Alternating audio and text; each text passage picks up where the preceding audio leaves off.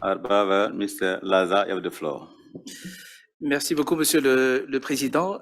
Comme mon ami, cher collègue de l'Afrique du Sud, en tant que membre de la délégation malgache, je suis honoré de cette invitation faite par le Mali.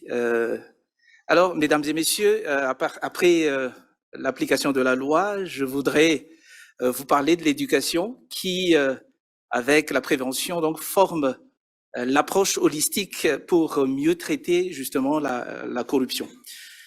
Et j'ai envie de vous parler de vous partager justement de l'expérience du réseautage des jeunes pour lutter contre la corruption à Madagascar. Comme vous le savez très bien, les jeunes, et c'est quasiment un chiffre qui ne change pas, forment quasiment 2/3 de la population. Et notamment, c'est vraiment le cas en Afrique et en particulier à Madagascar. Donc, 2/3 de la population est âgée de 25 ans. Et on peut considérer cette tranche d'âge comme celle de l'inexpérience, de la vulnérabilité, mais en même temps, tranche d'âge de l'enthousiasme, de l'esprit de fronde, et c'est tout ça finalement qui spécifie justement cette tranche d'âge.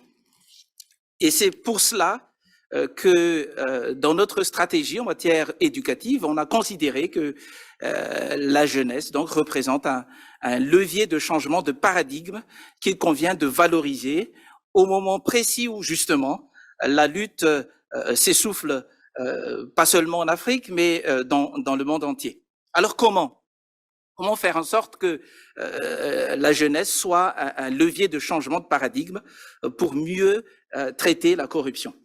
À l'instar de tous les pays qui ont signé l'ACNUC, eh bien Madagascar a intégré des dimensions anticorruption dans les programmes scolaires. Donc ça, c'est assez classique. Mais en même temps, et c'est là donc l'innovation apportée eu égard au contexte particulier du pays, le réseautage des jeunes scolarisés a été instigé par le bureau que je dirige parmi les modalités de socialisation des jeunes malgaches. Alors, l'idée consiste à cibler les jeunes scolarisés, c'est-à-dire les lycéens et les universitaires, issus bien évidemment de la tranche d'âge de 16 à 24 ans, et dont on sait qu'ils sont à la fois enthousiastes, parfois rebelles à toute forme d'injustice, et à les rassembler au sein de ce qu'on appelle le réseau d'honnêteté et d'intégrité, sous le coaching du Bianco dans un premier temps, mais vite fait relayé par leurs pairs aînés, après donc un transfert de savoir-faire en animation. Puis, à la fin, à les imprégner de l'éthique et de l'esprit de résistance face aux pratiques corruptives. Donc voilà l'approche. Et pour la bonne cause, un message très porteur et particulièrement dissuasif a été élaboré à partir de l'optimisation des ressources du droit pénal anticorruption en vigueur. Alors, ce message est résumé en ces termes. Refuse le patrimoine issu de la corruption léguée par tes parents, car l'enrichissement illicite, selon le terme même du droit pénal malgache, est une infraction continue, punissable, résultant de la seule détention ou de l'emploi des biens mal acquis. Alors, il faut bien dire qu'à l'école, ils entendent tout le temps, à travers l'insertion des dimensions anticorruption dans les curricula scolaires, eh bien, ils entendent tout le temps un langage assez simple, mais convaincant, appuyé par des manuels, que l'enrichissement illicite donc résulte de la disproportion entre revenus, on va dire faibles, et puis patrimoine élevé. Ils entendent tout le temps cela, surtout de plus en plus maintenant. Et cela porte. Les jeunes scolarisés ont compris ce message et ils ont leur propre façon d'exprimer leurs convictions à travers les slams, à travers les danses, les raps, à travers les peintures murales, à travers les débats qu'on organise assez souvent, et puis à travers les autres compétitions artistiques et sportives.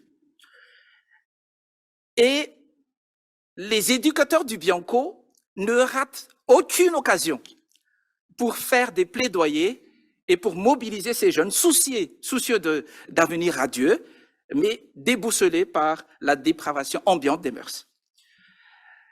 Cela porte, mais cela fait aussi des émules, car l'initiative du Bianco a reçu donc un écho favorable au sein de la société civile. Par exemple, la Transparency International, il y a d'autres ONG aussi, emboîtent le pas en mettant en place des clubs de jeunes activistes. Et on voit bien qu'ils se positionnent à chaque fois qu'il y ait des affaires qui défraient la chronique.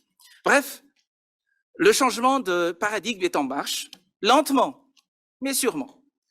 Si on considère toujours que l'application de la loi est à effet immédiat dans nos pays d'Afrique, mais dans ces pays, encore une fois, où les sanctions judiciaires qui sont réellement appréhendées, mais qui se font de plus en plus rares maintenant, les approches éducatives, à l'instar de l'expérience du réseautage des jeunes scolarisés, constituent une alternative de prévention crédible, sans toutefois servir d'unique panacée au mal qui sape les fondations de la société.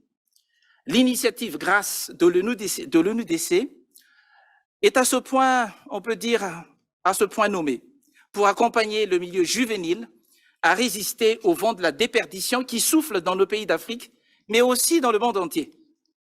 Adhérant entièrement à ces principes, les RHI, j'entends Réseau d'honnêteté et d'intégrité malgache, est un exemple de front, je joue un peu sur les mots, est un exemple de front, de frondeur face à l'affront de la corruption. Merci beaucoup de votre attention. Merci beaucoup, Lazare. Thanks a lot.